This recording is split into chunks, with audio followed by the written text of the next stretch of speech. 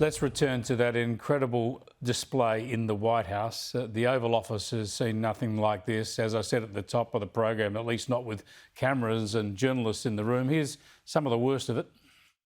You're not in a good position. You don't have the cards right now. With us, you start having cards. But right now, you don't. Yeah, you're playing cards. You're playing cards. You're gambling with the lives of millions of people. You're gambling with World War III. You're gambling with World War III. Look, since Russia's invasion, we've spoken many times with Ukrainian MP Halyna Yanchenko. She's joining us again now live from Kiev. Thanks for joining us, Halyna. Good to talk to you. I'm so keen to get your response and a sense of the response in Ukraine to those astonishing words from President Donald Trump and, of course, his Vice President, J.D. Vance. Well, what should I say? The only thing that I can say is that there is no country that wants the end of the war as much as Ukrainians, because we live under constant shelling on a daily basis, or actually it happens at night. Russia is shelling our country. Russia is killing our civilians.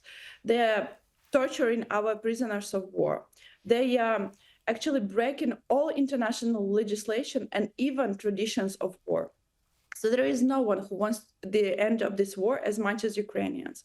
But what we really want is the end, the real end. The real end might be only fair and lasting. If it's just a pause, which we've seen before, because let me remind you that the war did not start in 2022. It started in 2014. And President Zelensky, when he was elected, he did everything to finish this war. He was participating in a dozen of negotiations. Russia would break all of those. That is why we understood that fake peace deals without security guarantees, without making sure that our allies will be with us if Russia attacks us again, all these kind of talks worth nothing. They don't worth paper they are printed on.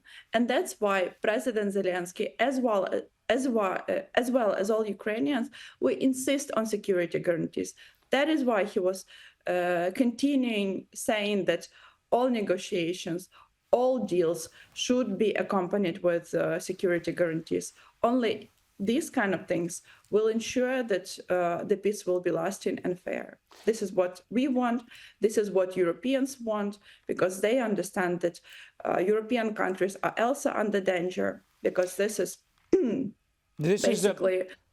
Your President, Volodymyr Zelensky, was at pains to point out the history, of course, that, Crimea was annexed by Russia under Barack Obama, and then there was no clawback on that during Donald Trump's first presidency. It certainly didn't get worse, but then when Biden came in, Russia invaded completely.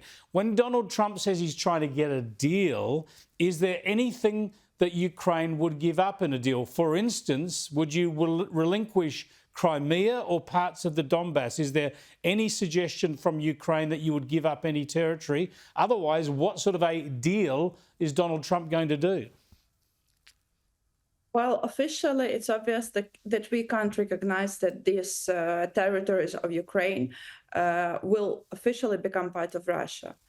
But for us, it's also quite obvious that we can't return them right now. And the best way to return them is to actually apply some political diplomatic tools. This is quite clear, and this can be a part of the compromise. But also, on another hand, we want to make sure that Russia will not attack us again, that Russia will not invade us again, because what is important, not only the fact that they keep invading their neighbors like Georgia before Ukraine, or like Chechnya or Moldova, but they actually use population in the occupied territory to occupy basically the next neighbor. So when the full-scale invasion in Ukraine started, and we were capturing some people who were acting as occupants, we realized that part of them were actually Ukrainians from the occupied territories, which were occupied 8 years before full-scale invasion. And this is we also had a lot of warriors from Chechnya in Ukraine. So this is why also Europe worries so much, because they understand if Russia will keep occupying Ukrainian territories or keep the territories that they already occupied, they will simply use those Ukrainians to invade other countries and kill other nations. And no one wants it. No one's wants this destabilization and feeling of insecurity in Europe. Thanks for speaking with us again, Halyna. I appreciate it.